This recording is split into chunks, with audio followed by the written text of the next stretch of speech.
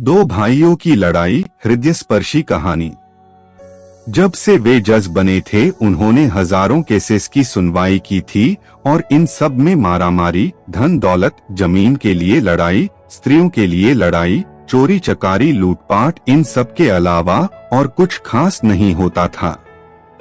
अपने रूटीन के हिसाब से उन्होंने अपने सामने पड़ी फाइलों को चेक करना शुरू किया।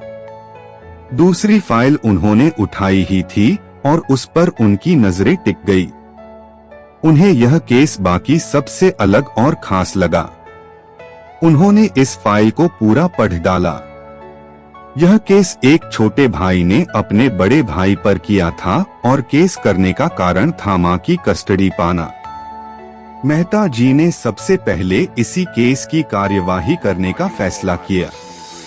कोर्ट में सब हाजिर हो गए। जज ने सबसे पहले छोटे भाई को अपनी बात रखने का मौका दिया। छोटे भाई ने कहा, जज साहब, मेरी उम्र 50 वर्ष है और मेरे बड़े भैया की उम्र 60 वर्ष है।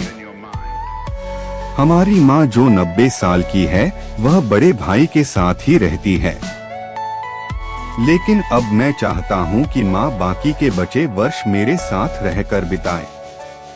माँ की सेवा करने का मौका अब मुझे मिलना चाहिए। मैंने बड़े भैया को काफी समझाया कि अब आपकी भी उम्र हो चली है, अब आपकी सेहत भी अच्छी नहीं रहती और आप दिल के मरीज भी हैं।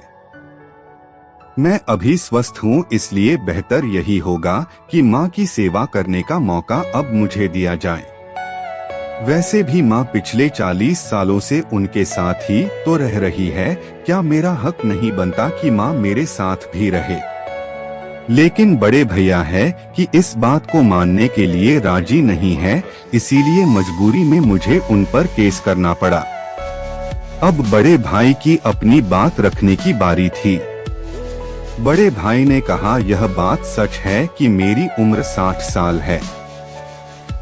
यह बात भी सच है कि अब मेरी सेहत पहले जैसी नहीं रहती, लेकिन उतना ही सच यह भी है कि मैं सिर्फ जिंदा रह पा रहा हूँ तो इसलिए क्योंकि मेरी माँ मेरे पास है। चाहे मेरी सेहत कितनी भी खराब हो, चाहे मेरी जिंदगी नर्क जैसी हो, लेकिन मेरी माँ मेरे पास होने की वजह से वही तकलीफों भरी जिंदगी स्वर्ग जैसी बन जाती है। जज साहब, आप ही बताइए, मैं माँ को अपने से दूर कैसे होने दे सकता हूँ?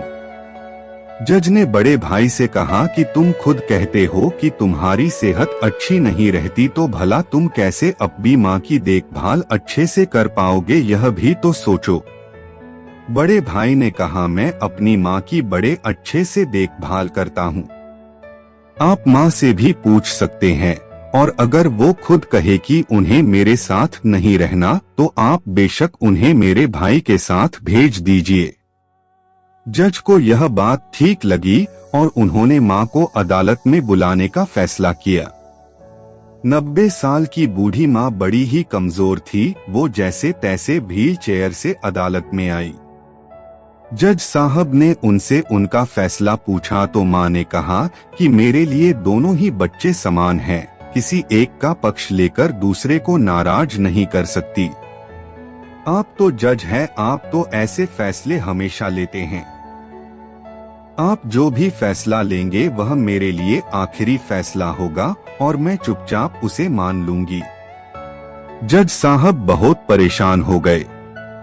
उन्होंने अपनी पूरी जिंदगी में ऐसा अनोखा केस कभी नहीं देखा था।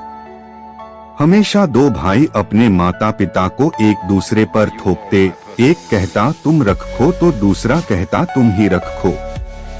जज का आश्चर्य तब और भी ज्यादा बढ़ गया जब उन्हें पता चला कि माँ के पास दोनों बेटों को वसीयत में देने के लिए फूटी कौड़ी भी नहीं थी। बड़े सोचने विचारने के बाद जज ने फैसला किया कि माँ को अब छोटे भाई को सौंप देना चाहिए। ये फैसला सुनते ही बड़ा भाई जमीन पर बैठ पड़ा और फूट फूट कर रो पड़ा। उसे रोता देख कोर्ट में हाजिर सभी के साथ जज की भी आंखों से आंसू बह निकले।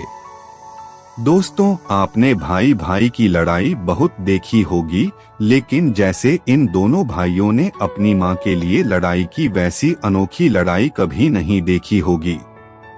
इस कहानी से और इन दोनों भाइयों से हमें सीखना चाहिए कि अपने माँ बाप का कर्ज कैसे उतारा जाता है और माँ बाप की सेवा कैसे निस्वार्थ भाव से की जाती है।